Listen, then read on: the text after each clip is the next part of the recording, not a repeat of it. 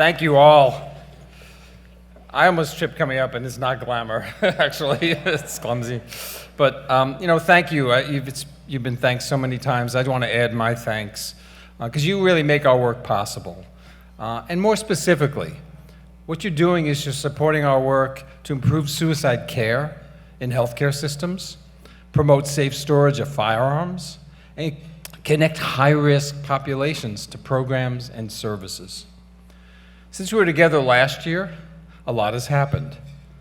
We awarded today, our board approved, another $7.5 million in new research, bringing our total to $32 million in current research. That's not all. We continue to advocate for federal and state funding for crisis services, including 988, which, yes, 988, a three-digit number for people in emotional distress. We also launched a new program since we were together last year. It's called Let's Save Lives, an introduction to suicide prevention for Black and African American communities. And I have to say, we got support for that program from CVS Health. We also announced a new partnership, hopefully you may have seen this in the news, with the Bechtel Corporation, one of the leaders in the construction industry, to address suicide among construction workers.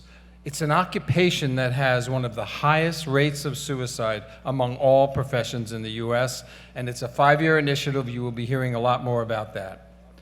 We expanded efforts to educate the public on how to help someone who is struggling through our Talk Away the Dark campaign, which we premiered last year at this event. It's now a year old. It focuses on adults, and the continuation of our Seize the Awkward campaign in partnership with JED Foundation and the Ad Council, which focuses on teens and young adults and empowers them to help a friend, and including a terrific ad that focuses on youth of color and LGBTQ youth.